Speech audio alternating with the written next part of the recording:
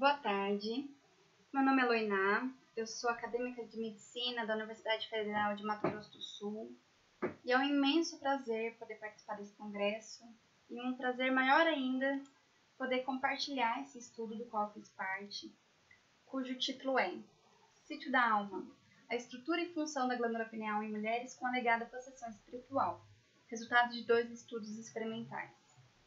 Bom, inicialmente para contextualizar esse estudo, sabe-se que a alegação desses fenômenos, do fenômeno de possessão espiritual, é bastante frequente na nossa sociedade e historicamente é atribuído à crença de que a glândula pineal possui um papel nesse processo.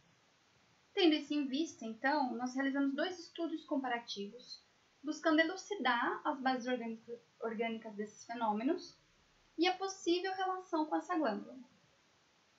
Esse fenômeno comportamental da possessão espiritual é sabidamente cultural, é encontrado por todo mundo e já é descrito como tendo características dissociativas e psicóticas, mas com aspectos que não são patológicos. E apesar de alguns estudos também já relatando um padrão de ativação simpática na resposta à possessão espiritual, os dados empíricos sobre a glândula pineal nesse contexto ainda são muito escassos. E, diante disso, nós objetivamos, então, contribuir com evidências e informações nessa lacuna de conhecimento que ainda existe sobre a glândula pineal e seu papel em tais comportamentos. É sabido também que a glândula pituitária, ou a hipófise, possui relevância nos episódios psicóticos patológicos. No entanto, a gente não tem tanta evidência assim de que essa glândula, a hipófise, possui maior ativação em experiências de alegação espiritual. E para isso, nós realizamos 2 estudos comparativos. No primeiro, nós comparamos a funcionalidade da glândula pineal por meio da medição do seu volume e níveis urinários de melatonina, ou melhor, do seu metabólito urinário.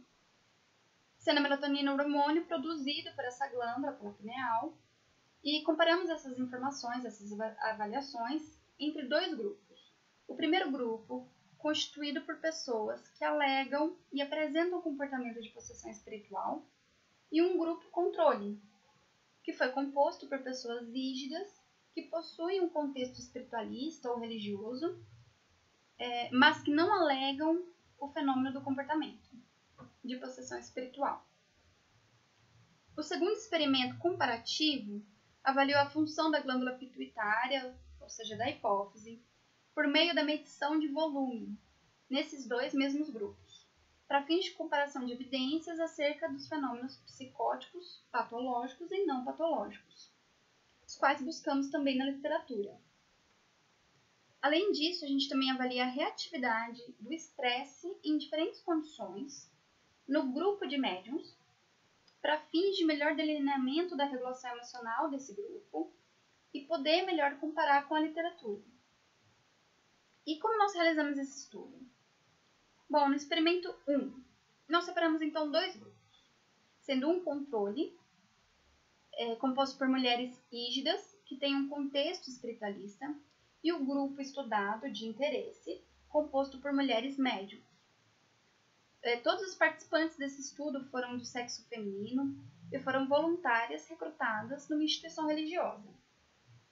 O grupo estudo, foi recrutado em uma casa espírita e o grupo controle numa instituição de característica interreligiosa, ambos da cidade de Campo Grande. E ambos os grupos foram submetidos à ressonância magnética inicialmente para a medição do volume das glândulas, a pineal e a hipófise, e foram coletadas amostras biológicas, bem como alguns sinais vitais em situação basal, dos 2 grupos. Já no experimento 2, nós selecionamos apenas o grupo de médiums, e esse grupo foi submetido a 3 situações. Uma situação que serviu de controle de uma tarefa não estressora, outra situação que serviu de controle para a tarefa estressora, e para isso nós seguimos o protocolo TSST. E, por fim, nós fizemos uma outra situação do momento do transe mediúnico, do momento da possessão espiritual. E nas 3 situações foram coletados os sinais vitais e os níveis de ansiedade dos participantes, bem como as amostras biológicas, como o cortisol salivar e o metabólito da melatonina na urina. E o que a gente obteve como resultado? No experimento 1, o grupo de médiums apresentou de fato pontuações mais elevadas de experiências anômalas, mas não houve diferenças entre esses dois grupos, o grupo de médiums e o grupo controle, em relação à saúde mental. Foram observados também volumes semelhantes na glândula pineal e na hipófise desses dois grupos. Não houve diferenças entre os grupos da melatonina urinária do seu metabólito coletada nas condições basais equivalentes. Já no experimento 2, nós tivemos um aumento de ansiedade de frequência cardíaca em resposta à experiência mediúnica, sendo essa resposta intermediária à tarefa de controle não estressora e à tarefa de controle estressora. E não se registraram diferenças significativas nos níveis do metabólito da melatonina urinária nas 3 condições. E o padrão de reatividade ao estresse durante o TSST foi normal, mas com uma resposta atenuada de cortisol salivar. E aí, diante desses resultados, a gente traz como uma discussão que, apesar dos médiums terem apresentado pontuações significativamente mais elevadas para as experiências anômalas e para as experiências dissociativas, nós não encontramos diferenças entre grupos em relação à pontuação da saúde mental. As médiums da nossa amostra apresentaram scores de dissociação que são muito abaixo do ponto de corte diagnóstico para transtorno de identidade dissociativa.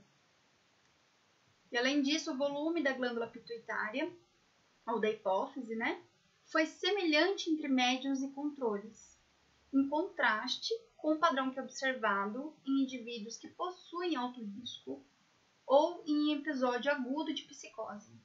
E esses indivíduos apresentam volume pituitário da hipófise mais elevado.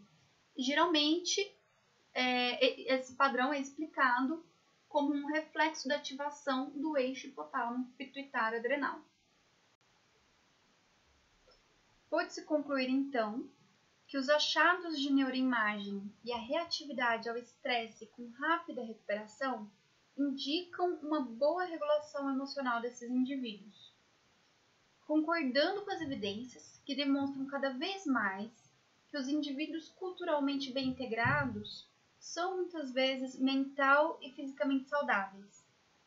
E esse achado contrasta com os achados geralmente observados em indivíduos com distúrbios psicóticos e dissociativos que são patológicos.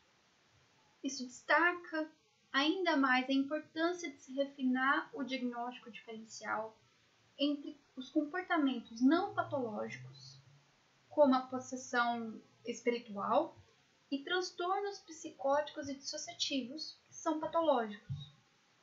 Assim, a diferenciação correta entre essas duas condições tem o potencial de evitar a estigmatização das duas condições e, principalmente, os tratamentos desnecessários.